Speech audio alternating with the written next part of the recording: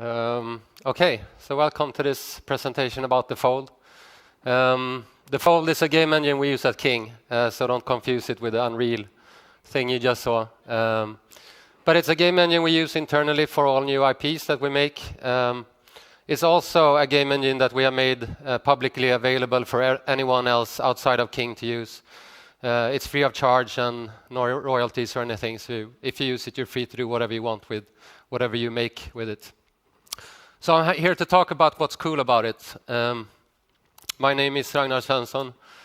I'm lead engine developer at King, working on this engine. I also one of the co-founders of the engine before King acquired it, so I would like to give you some context by talking about the background, where it came from and why we did it, for some clarity. So it started with me and my colleague Christian Murray on the right here. We used to do console games, open world games, for a few years, and while doing this I was a lead game developer, he was an engine architect, and so we would have a lot of interactions between us. And what we realized was that the way that we used to make games, and this wasn't particular to this company in question, but more like how the whole industry used to make games, was a lot of in-house technology, a lot of problematic workflows, and things that kept people from being creative or realize their ideas. And of course, since we're programmers, we believe that we can just create new software and that will just solve all the world's problems. So this is what we did. And we had all these ideas. We would spend all the spare time, like weekends, vacations, whatever, and just coding like outside of crunch hours from making the games to just see if these ideas would work. And while doing this, we would attack problems from the ground up, so to speak. So even the trivial ones, like how to model a scene graph, for example, just turn it around and completely ignored how you used to do it, but what's actually the best approach to everything. So we spent a few years doing this, and it took form, it became something, and we quit our jobs and tried to turn it into a company, so a game engine company. At this time, web services was popular, so we thought, why not try that? It seems like a good idea for people to just give us a bit of money, and maybe that can pay our salaries, and we can hire people, because we were running out of money, running out of energy, exhausted, and just trying to make this thing work. We also wanted to attract the mobile platform, because that seemed to be very growing at this point, a lot of new games coming up, also interestingly, very small teams as opposed to the console area and AAA where we came from. Also a great fit for our engine, because it was this really lightweight thing that would be great to put on this typically restricted type of handheld devices. And so after realizing that we need marketing in order for it to work, not just putting it on the internet and people will automatically start using it and giving you money. We tried marketing ourselves, miserable failure, didn't work at all. And so we thought, why not try to talk to one of the successful game studios? Maybe they want to use this technology to make their games, and they will just be happy to give us a bit of money to pay our salaries, and we have this partnership happening. So King was the company that really liked this engine and what we promised with it. You will cut the amount of people, the time it takes to create games, all these things we promised. And so we started the partnership of making proofs of concept for them, or proving that the technology worked and everything. But of course, they didn't want to rely on two programmers making their technology, so they acquired a company. And we followed along as employees. So now Christian is my boss. He's the tech director of Defold, and I'm the lead engine developer. So we're still lucky to be fully in charge of the engine and all the tech choices, how we take it forward. Really fortunate in that sense. So I would just like to show you a reel of what people have done in the engine, so you get a picture of what you can do with it. There's a King game in here as well, Blossom Blast Saga. Apart from that, everything is done by indie devs and other people.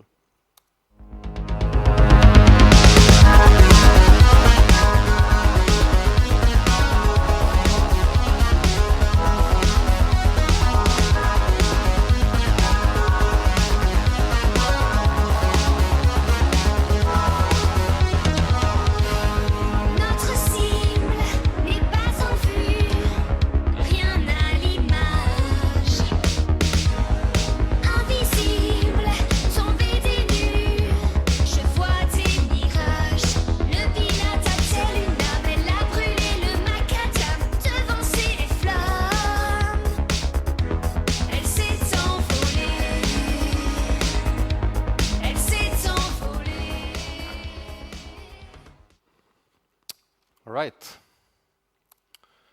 So that's about showing you that it's not just like King-style games. It's quite a generically, 2D pitched engine. And talking about the pitch, this is like my attempt at very quickly describe to you what it's about. So the pitch is Defold lets you quickly build high-performing cross-platform games together with your team. And obviously these are just buzzwords, so let me just dissect it and tell you what it actually means. So quickly, well, first of all, we don't want any configuration happening. So you should just be able to download the game editor and no dev setup or like Android SDKs or anything like that, and just be able to just create games and have them running. Applies to everyone in the team, of course, developers and everyone. The most important thing that we believe is the iteration times, because the act of making a game being sort of an unknown thing you're creating, like you might have an idea, you try it out, you explore it, and then you turn it into another direction or whatever. It's about changing it, and it's about seeing how your change has affected the experience. Like, does it take it in the direction you want to, or is it more interesting? What is it? So it's really about changing it and as quickly as possible just seeing the results. So sort of like molding in clay or something where you just like shape it. And so we do this technically, of course, by spending a lot of effort in optimizing this particular process. So right now we're at 1 second, and it doesn't matter if you're on a device connected through Wi-Fi to your machine or whatever, you still have that immediate response at all times. And it's also about like realizing that we're making a tool and we need to make like simple building blocks. So simple things that you can use to create complex things for your particular game. So we don't provide a lot of high-level things in the engine, like different UI components, like a drop-down list, or things like enemy AI or whatever it might be. It's very simple things that you use to create something, and it scales really well as well. So I'm also talking a lot about performance, because that's basically our absolutely biggest value in making this engine, because we believe that without performance you don't have anything. Like, you always need to be at good performance, because that just fixes so many other issues that you will encounter. Obviously the game engine is optimized and cache friendly, but what it actually means is that sure, we believe in the solid 60 FPS, but maybe a more convincing argument is the fact of battery drainage on a mobile phone, for instance. Like, you don't want to deplete your players' experience, so to speak. You want them to be able to enjoy your game and not avoid it because they're not connected with a wire. It's also about loading times. So, retention for players, maybe waiting for a bus if we talk about casual gaming or whatever.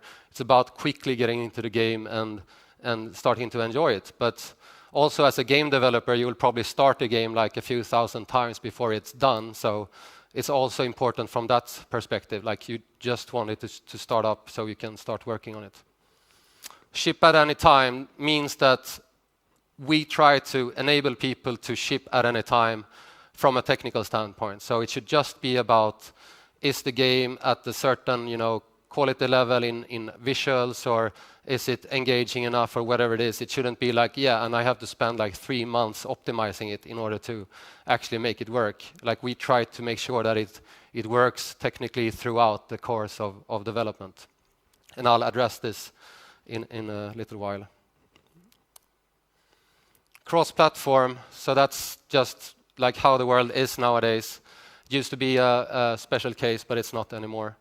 And as I said before, like that act of being ready with your game and wanting it to be shipped, we see platform as a choice at the end rather than something you need to account for during development. So if it works on an iPhone, you should just like select Android and it works equally well there.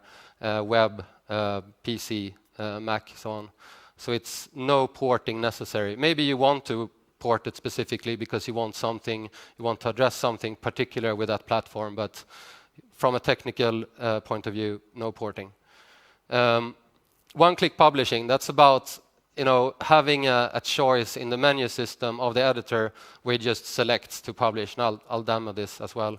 But this means that whoever in the team can do it. Like, it doesn't need to be the developer who produces an Android bundle. It can be the producer or the artist or anyone who just wants to see what it is, send it off to friends or anything. So it's about enabling that to happen, not making it like this complex, annoying thing to do. It certainly also applies to the team itself. So someone is on Windows, someone is on Mac, maybe Linux, and that shouldn't cause any problems. And it really doesn't because of the cross-platform nature of it. So I was talking about the team, and of course that's also one of the key things. Not many of us are fortunate enough to be able to make a game by ourselves. And we do this by providing one ID or one tool for everyone to use, and that's also about cutting dependencies. So the programmer can easily add placeholder art. The artist can start looking at the scripts, maybe learn a bit and change constants or whatever that might be. But it's about bridging and just making everyone as able to do stuff as possible. Version control is of course really important. We think that Git is the best one, so that's why we integrated it into the editor. So you can use it from within the editor in a very simplistic fashion. If you want to use it at a more advanced level, it's still just a Git repository on the hard drive, so there's like no magic involved. You can use source tree, whatever you might like. And obviously all the data files that we produce are just text files, very simple format, so simplifying merging, working together. Now it's demo time. So let me switch programs. So this is the editor.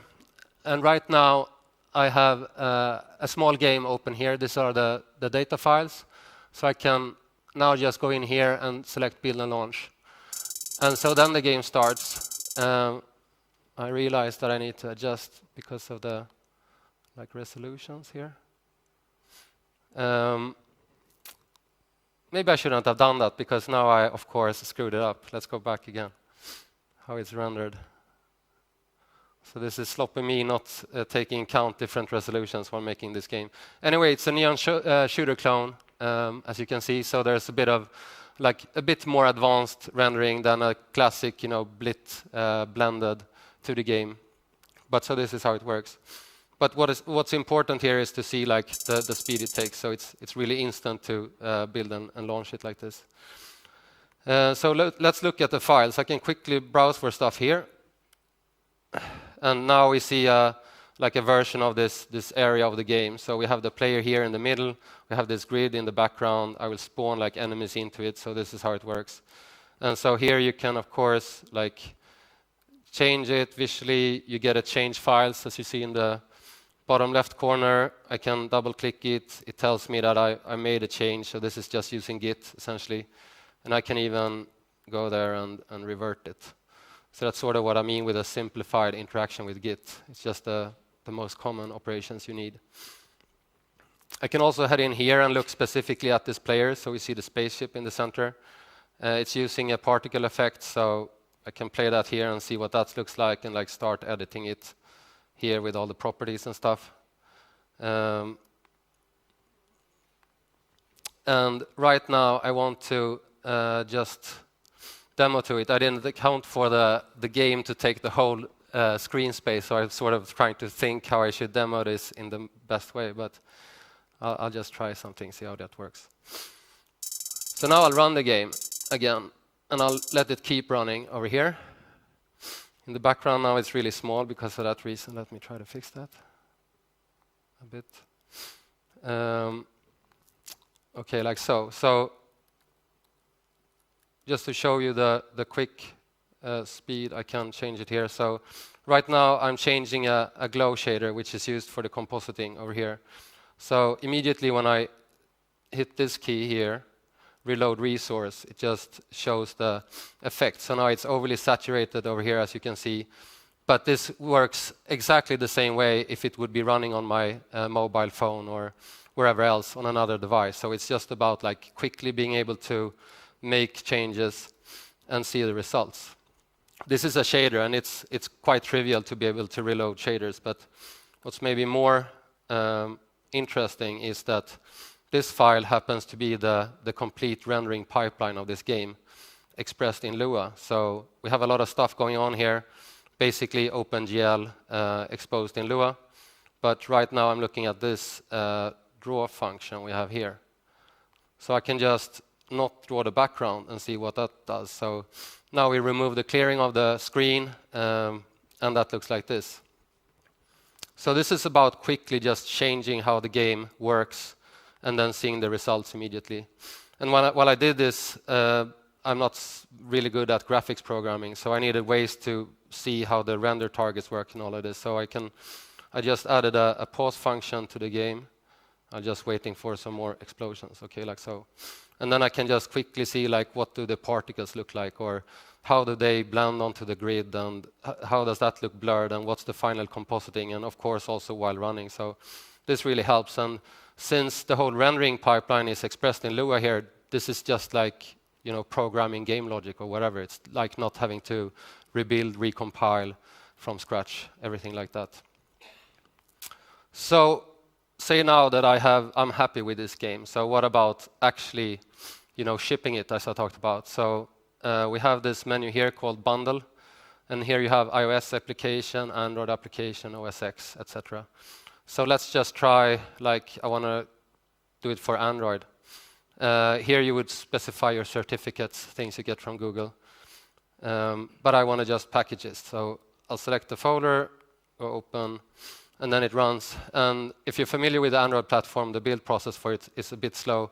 We managed to make it a bit faster by providing you with pre-built stuff, but I think it'll be done in a second. So then it ends up here, called side scroller for some reason, but here I have the APK. So it's quite easy. You don't need an Android SDK or that stuff. And talking about the web, I can also select build HTML and launch for this. So it's the same content still, like there's nothing wrong with it. So that was building, and this is launching. So now I have the game running in the browser, and it's 1.7 seconds to build, 2.7 seconds to load. So the loading is slow. We need to optimize it. But it's still nice that you can do like just choose which platform you want to run on.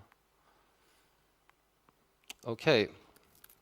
So back to the presentation. Excuse me.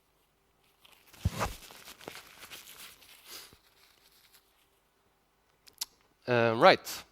So if we talk about responsibilities, this is about how we see ourselves as a game engine provider and what we're trying to do, and the game developers as users of our software.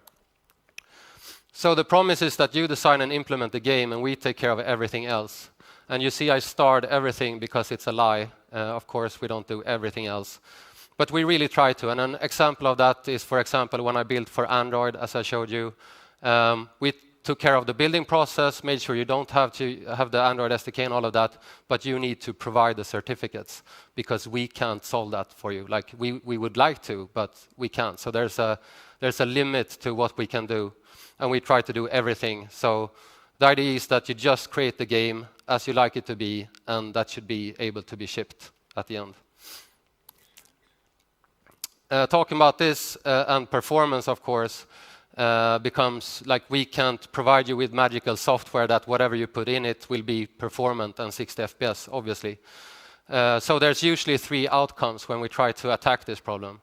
Either we are able to fix it under the hood, so no game developers need to even know about it, or it goes into the design of the building blocks. So we need to design them in such a way that you can use them quite generously without being hit by performance issues. Or we can't do even that, and that means it becomes a responsibility for the game developer to know about it and handle it in the way they structure the games. But there as well, we want to help you, of course. So in the documentation, we often talk about it. Like, if you're doing this, you need to be aware of this thing happening, or how things are being rendered on a mobile phone, if the fill rate is the problem, or all these kinds of stuff. And it's also about, of course, giving good tools for it. So, profilers, as you see on the right, we have an overlay profiler and a web-based profiler, so you can quickly check your phone, like how does the game work, where's the problems.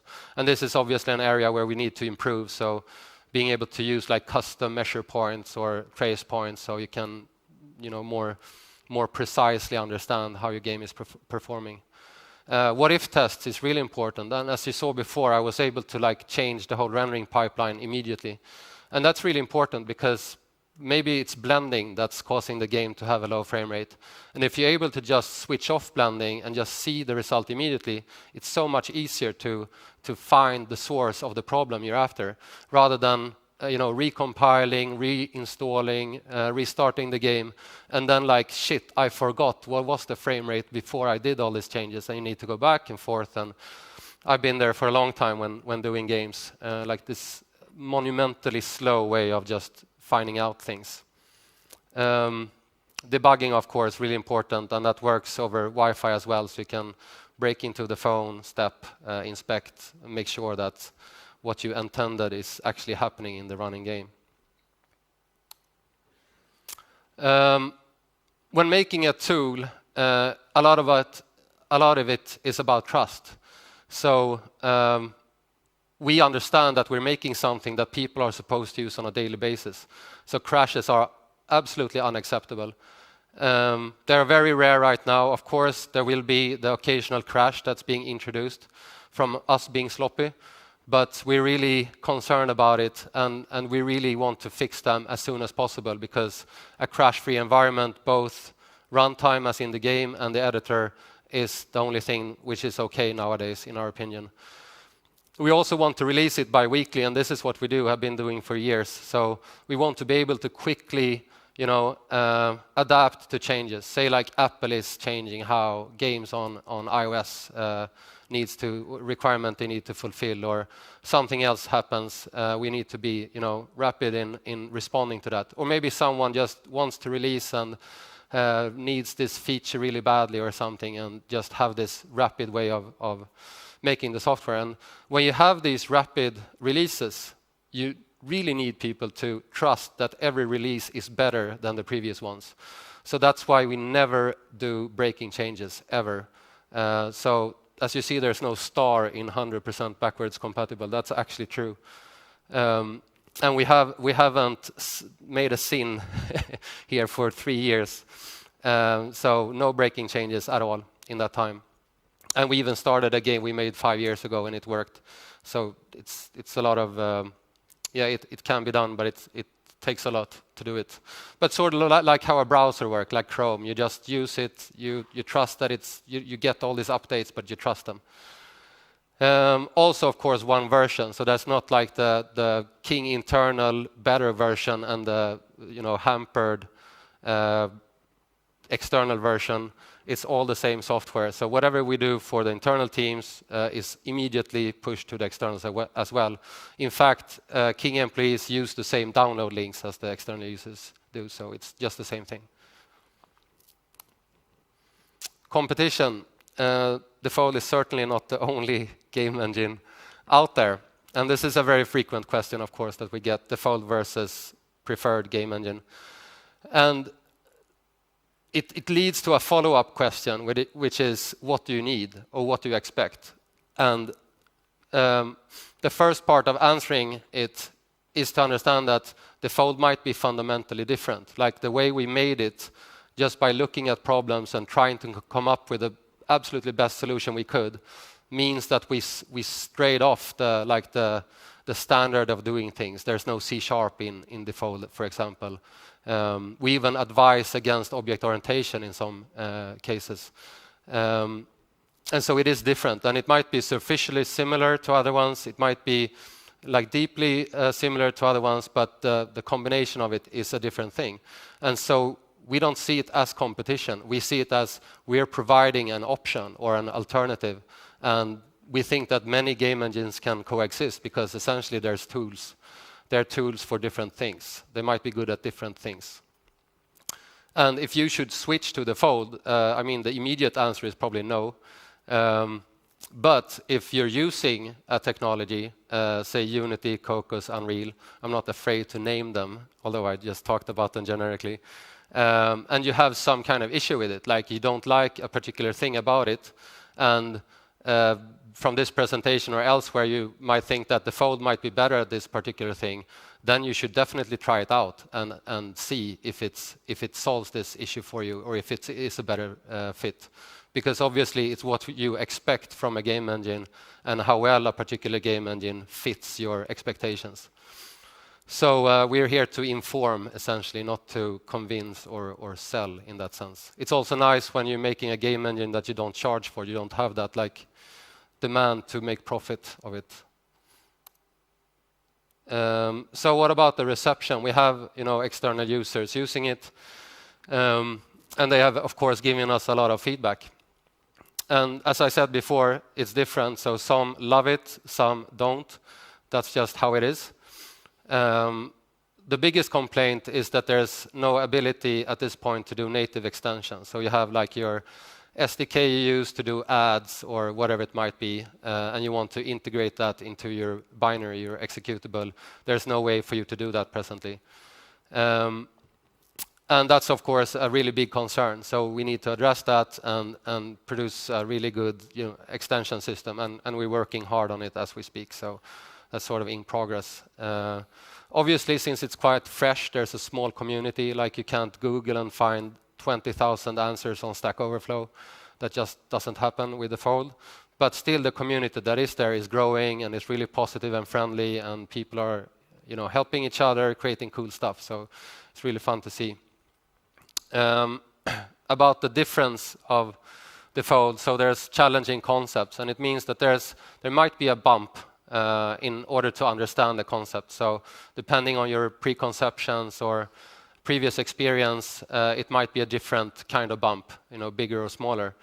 But we firmly believe that once you have understood them and understood why we put those concepts there, they will help you in the long run. Like they will definitely make your life easier. But we might be wrong. This is just what we think. The most rewarding thing is that people have actually been able to ship on mobile and the web. And these people were unable to do so before. So it really seems that it has, proven its existence in that respect. So it's really great to see people being enabled and able to attack a platform maybe they hadn't the technical skill to do it before or whatever it is. And that's really what it's all about, like getting more people to ship great products or great games. The mandatory list of features I won't go through. It's just to show that there's a lot of stuff you can use already. Most things are there to ship games, at least for what King requires with their games. It's all there. And obviously, as I said before, the road ahead is about extensions.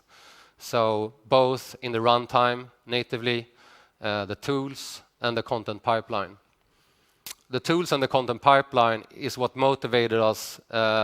Actually, there was a set of motivations for it, but to make the editor 2, which is a complete rewrite of the previous editor. We used the Eclipse framework, if anyone is familiar, to get something up and running quite fast, and that served us well. But it's also a platform you will outgrow, especially if you're trying to do like real-time interactive stuff, which we do in game development. So now we are completely doing our own thing. And the project has come really far. Can't unfortunately give you an ETA at this point, but it's close to being finished and about to be packaged and polished, which obviously takes some time as well. More services ties into extensions. So once we have that in place, we can just add more, or maybe users add more service support, things like that. So it's a 2D engine, but obviously it's a 3D engine. It's in its core. We don't ignore the third dimension of things. So the 3D support right now is essentially to import like static meshes. You can't do animations. You can't control the vertex formats. You can't do the things you would expect from a professional 3D environment.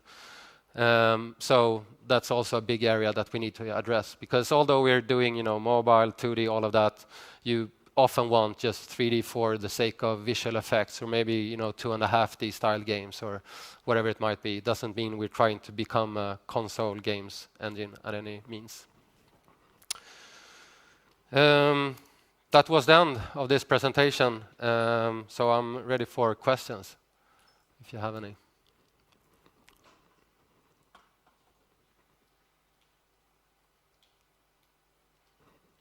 Go ahead.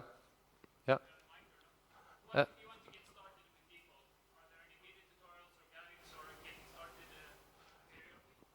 Yeah. So yeah, I think I got it. So the question was, what if you want to get started with Defold? What kind of material is out there, like video tutorials, all that stuff?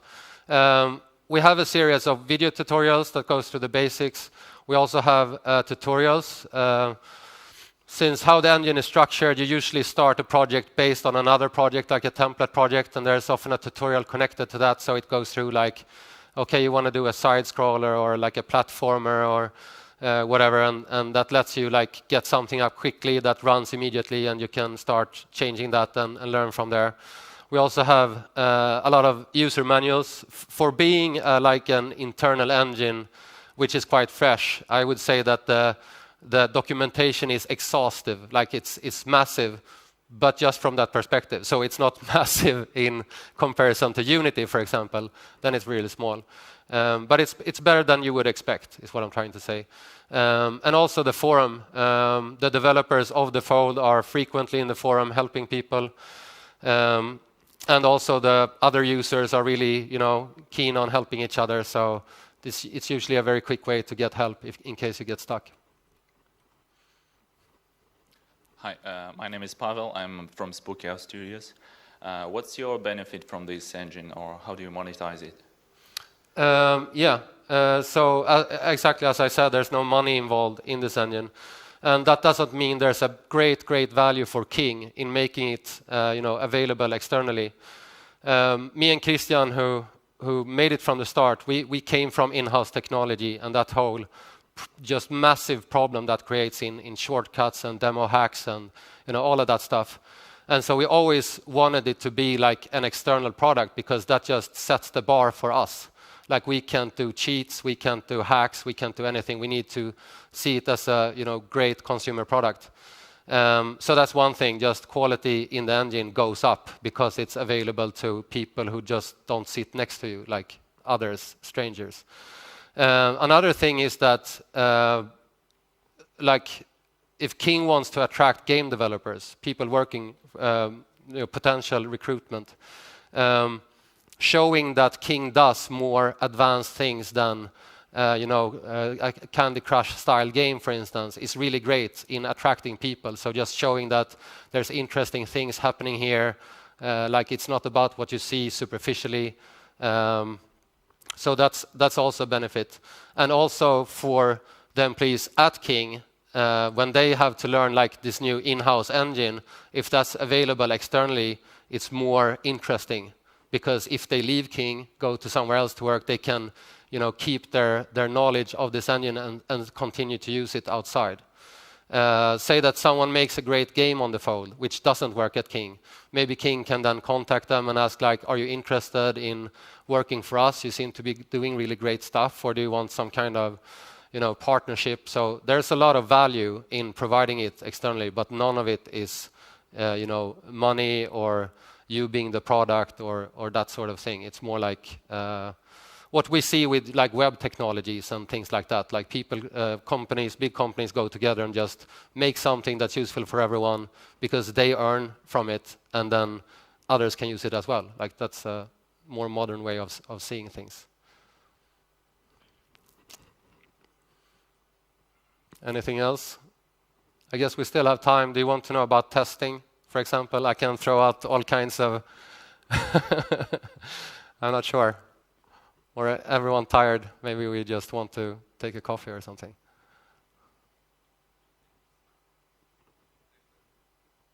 Sorry? Play testing? Yeah, so regarding testing, that's a frequent question. That's why I brought it up.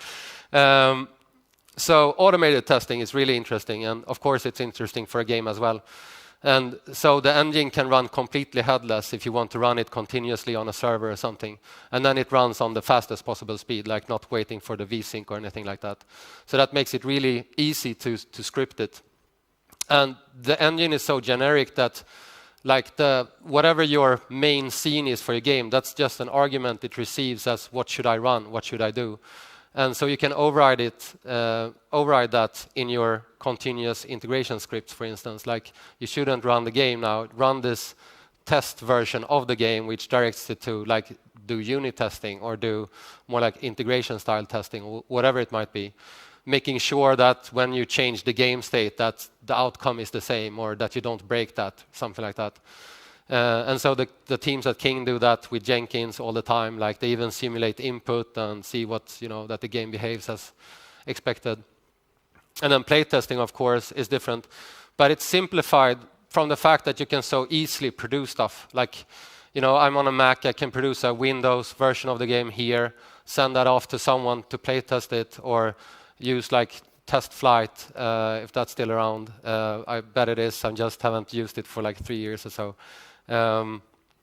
But so that also simplifies things in relation to playtesting. We don't have anything like A/B testing or that stuff in the engine because that's so, quite easily made manually on it. So it doesn't need to exist in the engine.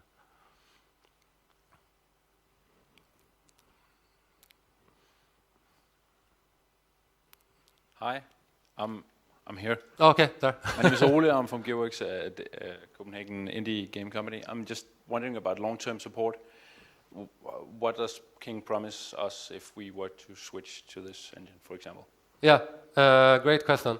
So it's being used, as I said, for all the new King titles, and King titles are the first part of the question is that King makes money from their games, right? And at King, we really hope that there will be more games in the style of Candy Crush, even though that's an extreme example, of course. But so looking forward, we're about to sell games. That's the business of King, and Defold is now a big component of that whole industry.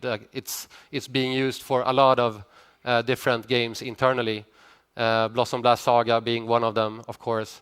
So it's what the whole Flash part of King, like the people who used to make the web games using Flash, they are now using Defold, like all of them. So it's a part of the company now. We have no reason to take it down or remove it externally. It's just beneficial, and we will have it for the long run. Absolutely.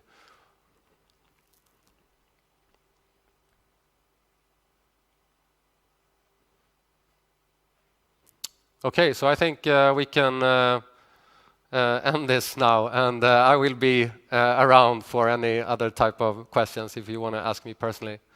Thank you very much.